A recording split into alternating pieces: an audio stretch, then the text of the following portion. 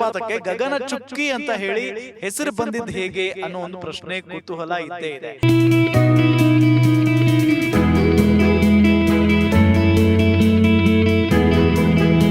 ಗಗನಚುಕ್ಕಿ ಅಂದ್ರೆ ಇದು ಬ್ರಿಟಿಷ್ ಕಾಲದಿಂದ, ಬ್ರಿಟಿಷರ್ಗಿಂತ ಮುಂಚೆ ಇಲ್ಲಿ ರಾಜರು ಆಳ್ತಿರೋ ಗಂಗರು 1902ರಲ್ಲಿ ಈ ಹೈಡ್ರೋ ಪವರ್ ಪ್ರಾಜೆಕ್ಟ್ ಏನಿದೆ ಜನರೇಟ್ ಆಗಿ ಏಷ್ಯಾದಲ್ಲೇ ಮೊಟ್ಟ ಮೊದಲ ಬಾರಿಗೆ ಜನರೇಟ್ ಆಗಿ ಏಷ್ಯಾಸ್ ಫಸ್ಟ್ ಪವರ್ ಪ್ರಾಜೆಕ್ಟ್ ಅಂತಲೇ ಹೆಸರುವಾಸಿ ಆಯ್ತು. ಗಗನಚುಕ್ಕಿ ಜಲಪಾತೋತ್ಸವ ಇದೇ ಸೆಪ್ಟೆಂಬರ್ 14 ಮತ್ತು 15ರಂದು ಬಹಳ ಅದ್ಧೂರಿಯಾಗಿ ನಡೆಯುತ್ತೆ.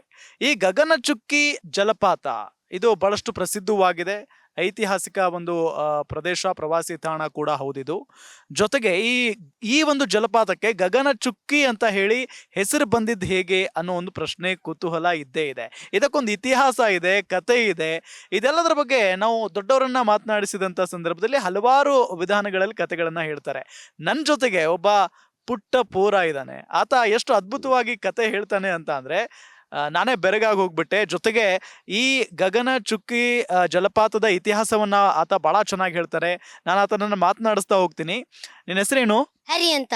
ಹರಿ, ಎಷ್ಟು ನಿಮ್ಮ ಊರು ಯಾವುದು? ಎಲ್ಲಿಂದ ಏನು ಓದ್ತಿದ್ಯಾ ನೀನು? ನಮ್ಮೂರು ರೊಟ್ಟಿಕಟ್ಟೆ ಅಂತ. ಇಲ್ಲಿಂದ 3 ಕಿಲೋಮೀಟರ್. ಈ ಶಿವನ ಸಮುದ್ರ ಜಲಪಾತ ಏನಿದೆ ಇಲ್ಲಿಂದ 3 ಕಿಲೋಮೀಟರ್.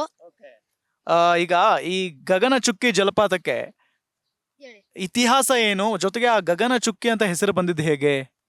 ಗಗನಚುಕ್ಕಿ ಅಂದ್ರೆ ಇದು ಬ್ರಿಟಿಷ್ ಕಾಲದಿಂದ, ಬ್ರಿಟಿಷರ್ಗಿಂತ ಮುಂಚೆ ಇಲ್ಲಿ ರಾಜರು ಆಳ್ತಿರೋ ಗಂಗರು ಅವರು ತಾಲ್ಕಾಡ್ ಬಂದು ನೆಲೆಸಿ, ಅದಾದ್ಮೇಲೆ ಅವರ ಅಕ್ಕಪಕ್ಕ ಚೋಳರು ಇವ್ರು ಬಂದು ನೆಲೆಸಿದ ಟೈಮಲ್ಲಿ ಏನಾಗುತ್ತೆ ಅಂದ್ರೆ ಇವರು ಯುದ್ಧ ಅಂಟ್ಕೋತಾರೆ. ಅಳಿಯಂದ್ರು ಮತ್ತೆ ಮಾವ, ಯಾರು ಗಂಗರಾಜ ಮತ್ತೆ ಗಂಗರಾಜನ್ ಅಳಿಯಂದ್ರು.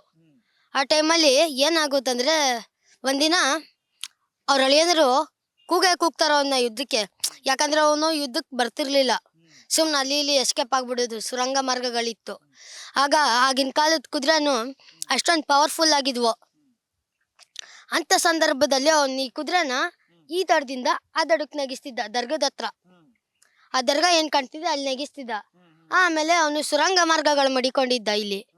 ಅದರಿಂದ ಸುರಂಗಗಳಿಂದ ಎಸ್ಕೇಪ್ ಆಯ್ತಿದ್ದ. ಮಧ್ಯರಂಗ, ಶ್ರೀಚಕ್ರ, ಆದಿರಂಗ ಅಂದ್ರೆ ಶ್ರೀರಂಗಪಟ್ಟಣ ಹತ್ರ ಬರುತ್ತೆ. ಈಗ ಸುರಂಗಗಳು ಮುಚ್ಚೋಗಿದೆ, ಅದು ಅಂತ್ಯರಂಗ ಅಲ್ಲಿ ಇಲ್ಲಿ ಎಸ್ಕೇಪ್ ಆಗೋಯ್ತಿದ್ದ. ಆ ಟೈಮಲ್ಲಿ ಅವ್ರ ಸೈನಿಕರು ಒಂದಿನ ಕಂಡಿಡಿತಾರೆ ಇವನು ಹೋಯ್ತಿರೋ ಕಾಲುವೆನ. ಕಂಡಿಡ್ದ್ಬಿಟ್ಟು ಅವರು ಹೋಗ್ಬಿಟ್ಟು ಅವ್ರ ರಾಜ್ಯನ ಹತ್ರ ಹೇಳ್ತಾರೆ, ನೋಡಿ ಬುದ್ಧಿ, ಇವನು ಈ ಕಳ್ಳನ ಮಗ ಇಲ್ಲಿಂದ ಎಸ್ಕೇಪ್ ಆಯ್ತಿದ್ದಾನೆ ಇಂಥ ಸುರಂಗ ಮಾರ್ಗದಿಂದ. ಆ ಟೈಮಲ್ಲಿ ಅವರು ಆ ಸುರಂಗ ಮಾರ್ಗ ತಿಳ್ಕೊಂಡು ಅಲ್ಲಿಂದ ಬಂದು ಇನ್ನ ದಾಳಿ ಮಾಡ್ತಾರೆ. ಆ ಟೈಮಲ್ಲಿ ಅವನು ಯುದ್ಧಕ್ಕೆ ಬರಲೇಬೇಕಾಗುತ್ತೆ. ಅದೇ ಟೈಮಲ್ಲಿ ಅಲ್ಲಿ ಅದಿದೆಯಲ್ಲ ಹೋಟ್ಲು, ಅದ್ರ ಹತ್ರ ಯುದ್ಧ ಮಾಡ್ತಾರೆ ಅಳಿಯಂದ್ರು ಮತ್ತೆ ಮಾವ ಗಂಗರಾಜ. ಆ ಟೈಮಲ್ಲಿ ಯುದ್ಧ ಮಾಡಿದ ಸಂದರ್ಭದಲ್ಲಿ ಅವ್ರಿಗೆ ಗಂಗರಾಜ ಸೋತೋಗಿ ಅವ್ನ ಕುದುರೆನ ಸುಮ್ಮನೆ ಇತ್ತಿಂದತ್ತ ನೆಗಿಸ್ತಿರೋ ಟೈಮಲ್ಲಿ ಒಬ್ಬ ಫಕೀರು ಕೂತ್ಕೊಂಡು ಮೀನು ಹಿಡಿತಿರ್ತಾನೆ. ಅವ್ನು ಕೇಳ್ತಾನೆ, ಯಾಕೆ ಮರಿ ನಿನ್ ಕುದುರೆ ನಿಂಗೆ ನೆಗಿಸ್ತಿದ್ಯಾ ಅಂತ. ಅವ್ನು ಹೇಳ್ತಾನೆ, ಇಲ್ಲ ಫಕೀರ್, ನಾನು ಸಾಯ್ಬೇಕು, ಅದರಿಂದ ನನ್ನ ಕುದುರೆ ನಿಂಗೆ ನೆಗಿಸ್ತಿದ್ದೀನಿ ಅಂತ. ಅವನು ಸರಿ ಆಯ್ತು, ನೀನು ಸಾಯ್ಬೇಡ, ನೀನು ನನ್ನ ಜೊತೆನೆ ಇರು, ಬಾ ಸನ್ಯಾಸಿ ಆಗ್ಬಿಡು ಅಂತಾನೆ. ಅವನು ಹೇಳ್ತಾನೆ, ಇಲ್ಲ ಗುರುಗಳೇ, ನಾನು ಸಾಯ್ಲೇಬೇಕು, ನಾನು ತುಂಬಾ ದುಃಖದಲ್ಲಿದ್ದೀನಿ ಅಂತ. ಆ ಟೈಮಲ್ಲಿ ಅವ್ನು ಹೇಳ್ತಾನೆ, ಸರಿ ಆಯ್ತು, ನೀನು ಸಾಯ್ಬೇಕಾ, ನಿನ್ ಕುದುರೆ ಕಣ್ಣಿಗೆ ಬಟ್ಟೆ ಕಟ್ಟಿ ಸುಮ್ನೆ ಹತ್ತಿಂದಿತ್ತ ಅಂತ ನೆಕ್ಸ್ಟ್ 2 ಸಲ ಅದು ಮಧ್ಯಕ್ಕೆ ಬಂದಾಗ ಲಗಾಮ್ ಎಳಿ ಅಂತ. ಅವನು ಸರಿ ಆಯ್ತು ಅಂದ್ಬಿಟ್ಟು ಅದು ಮಧ್ಯಕ್ಕೆ ಬಂದಾಗ ಲಗಾಮ್ ಎಳಿತಾನೆ. ಲಗಾಮ್ ಎಳ್ದು ಸತ್ತೋಯ್ತಾನೆ. ಆದ್ರಿಂದ ಇದನ್ನ ಗಗನಚುಕ್ಕಿ ಗಂಗರಾಜ ಮಾಡು ಅಂತ ಹೆಸರಿಟ್ಟಿರುವಂಥದ್ದು. ಅವನು ಸತ್ತೋದ್ಮೇಲೆ ಅವನ ಹೆಂಡತಿಗೆ ಒಂದು ಮಗು ಆಗುತ್ತೆ. ಆ ಮಗುನ ಇಲ್ಲಿ ಬಂದು ಜ್ಯೋತಿಷ್ರಿ ಹತ್ರ ಶಾಸ್ತ್ರ ಕೇಳಿಸ್ತಾರೆ, ನನ್ನ ಮಗ ಏನಾಗ್ಬೋದು ಮುಂದೆ ಅಂತ. ಆಗ ಜ್ಯೋತಿಷ್ಯ ಹೇಳ್ತಾನೆ, ನೋಡಮ್ಮ, ನಿನ್ನ ಮಗ ಮುಂದೆ ಯಮ ಆಗೋದು ಗ್ಯಾರಂಟಿ, ಅವನ್ನ ತಕೊಂಡೋಗಿ ಎಲ್ಲಾದ್ರೂ ಬಿಟ್ಬಿಡಮ್ಮ ಅಂತ. ಆಗ ಅವಳು ಇಳಿದು ಬರ್ತಾಳೆ, ಈ ಜಾಗದಲ್ಲಿ ಇಳಿದು ಬಂದು ಅವ್ರ ಮಗನ್ನ ಒಂದು ತೆಪ್ಪದಲ್ಲಿ ಹಾಕ್ಬಿಟ್ಬಿಡ್ತಾಳೆ. ಆ ಟೈಮಲ್ಲಿ ಮೀನು ಹಿಡಿತಿರ್ತಾರಲ್ಲ ಅವ್ರು ನೋಡ್ಬಿಟ್ಟು ಅವ್ನ ಎತ್ಕೊಂಡೋಗಿ ಸಾಕಿ ಕೇಳ್ತಾರೆ, ಯಾರನ್ನಪ್ಪ ಮದುವೆ ಆಯ್ತೀಯ ನೀನು ಅಂತ. ಅವ್ನು ಹೇಳ್ತಾನೆ, ಇಲ್ಲಪ್ಪ, ನಾನು ರಾಣಿನೇ ಮದುವೆ ಆಯ್ತೀನಿ. ಯಾಕಂದ್ರೆ ಅವ್ನು ರಾಣಿ ವಂಶದಲ್ಲೇ ಹುಟ್ಟಿರ್ತಾನಲ್ಲ. ಅವನ ಹೆಸರು ನಕುಲ ಅಂತ. ಸೊ ಅವ್ನು ಹೇಳ್ತಾನೆ, ನಾನು ರಾಣಿನ ಮದುವೆ ಆಯ್ತೀನಪ್ಪ ಅಂತ. ಆ ಟೈಮಲ್ಲಿ ಅವನು ರಾಣಿನ ಮದುವೆ ಆಯ್ತಾನೆ. ರಾಣಿನ ಮದುವೆ ಆಗಿ ಆ ರಾಣಿ ಆ ಜ್ಯೋತಿಷ ಎಷ್ಟೇ ಬೇಡ ಅಂದ್ರೂ ಆ ರಾಣಿ ಮದುವೆ ಆಯ್ತಾಳೆ. ಮದುವೆ ಆಗಿ ಅವನಿಗೆ ಕೆನ್ನೆ ಮೇಲೆ ಒಂದು ಮುತ್ತು ಕೊಟ್ಟ ಸಂದರ್ಭದಲ್ಲಿ ಇಬ್ರು ಭಸ್ಮ ಆಗೋಯ್ತಾರೆ. ಯಾಕಂದ್ರೆ ಅವ್ನು ಯಮ ಆಗಿರ್ತಾನಲ್ಲ, ಸೊ ಅದರಿಂದ ಅವರಿಬ್ರು ಭಸ್ಮ ಆಗೋಯ್ತಾರೆ. 1902ರಲ್ಲಿ ಈ ಹೈಡ್ರೋ ಪವರ್ ಪ್ರಾಜೆಕ್ಟ್ ಏನಿದೆ ಜನ್ರೇಟ್ ಆಗಿ ಏಷ್ಯಾದಲ್ಲೇ ಮೊಟ್ಟ ಮೊದಲ ಬಾರಿಗೆ ಜನ್ರೇಟ್ ಆಯಿತು. ಜನ್ರೇಟ್ ಆಗಿ ಏಷ್ಯಾಸ್ ಫಸ್ಟ್ ಪವರ್ ಪ್ರಾಜೆಕ್ಟ್ ಅಂತಲೇ ಹೆಸರುವಾಸಿ ಆಯಿತು. ಹೆಸರುವಾಸಿ ಆಗಿದ ಕೂಡಲೇ ಇವರು LTT ಅವರು ಇದ್ದಾರಲ್ಲ, ಅವ್ರು ತುಂಬ ಕೋಪಿಸ್ಕೊಂಡು ಇವರು ರಾಜೀವ್ ಗಾಂಧಿ ಸತ್ತಿದ್ದ ಟೈಮಲ್ಲಿ ಬಿಡ್ಲಿಲ್ವಲ್ಲ ಅವ್ರನ್ನ, ಅದರಿಂದ ಕೋಪಿಸ್ಕೊಂಡು ಒಂದು ಬೆದರಿಕೆ ಪತ್ರ ಬರೀತಾರೆ.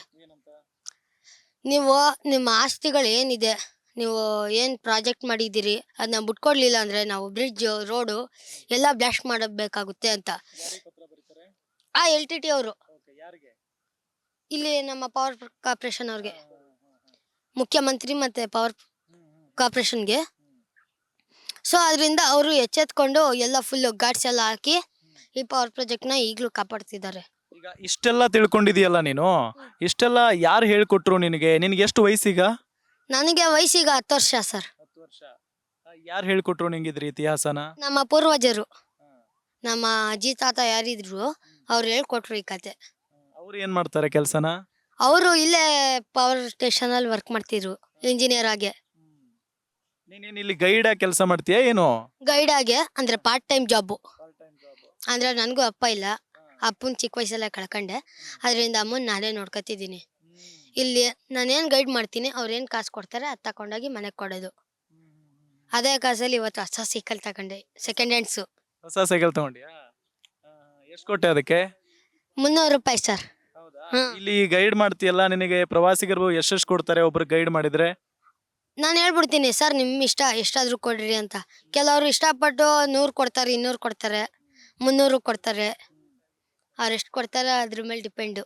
ಅಮ್ಮನ್ನ ನೀನೇ ನೋಡ್ಕೋತಿದ್ಯಾ ಹಾಗಾದ್ರೆ ಈಗ ಅಮ್ಮನ್ನ? ಹಾಂ ಸರ್, ನಾನೇ ನೋಡ್ಕೊತಿರೋದು. ಏನ್ ಮಾಡ್ತಾರೆ ಅಮ್ಮ ಕೆಲಸ?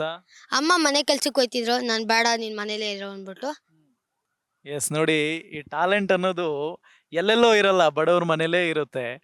ಒಂದು ಇತಿಹಾಸವನ್ನ ತಿಳ್ಕೊಳ್ಳೋದಿದೆಯಲ್ಲ, ಅಷ್ಟು ಸುಲಭ ಅಲ್ಲ. ಆ ಮಗು ಗಗನಚುಕ್ಕಿಯ ಇತಿಹಾಸವನ್ನೇ ತಿಳ್ಕೊಂಡಿದ್ದಾನೆ. ಅದು ಪೂರ್ವಜರು ತಿಳಿಸ್ಕೊಟ್ಟಿದ್ದಂಥ ಇತಿಹಾಸ. ಜೊತೆಗೆ ಆತನಿಗೆ ಗೈಡ್ ಮಾಡೋ ಒಂದು ಹವ್ಯಾಸ. ಈಗ ಯಾರ್ಯಾರು ಬರ್ತಾರೋ ಪ್ರವಾಸಿಗರು ಅವ್ರಿಗೆ ಗಗನಚುಕ್ಕಿಯ ಇತಿಹಾಸವನ್ನ ಹೇಳ್ತಾನೆ. ಅವ್ರು ಕೊಟ್ಟಂತ ಹಣದಿಂದ ಅವ್ರ ತಾಯಿಯನ್ನ ನೋಡ್ಕೊಳ್ತಾ ಇದ್ದಾನೆ. ನಿಜಕ್ಕೂ ಗ್ರೇಟ್, ಹ್ಯಾಟ್ಸ್ ಆಫ್ ಅವನ್ಗೆ. ಚಿನ್ನ, ಒಳ್ಳೇದಾಗ್ಲಿ ನಿನ್ಗೆ. God bless you. ಓಕೆನಾ? ಸರಿ ಸರ್. ಇಂಗ್ಲಿಷಲ್ಲಿ ಹೆಂಗೆ ಹೇಳ್ತೀಯ ನೀನು ಅವ್ರಿಗೆ?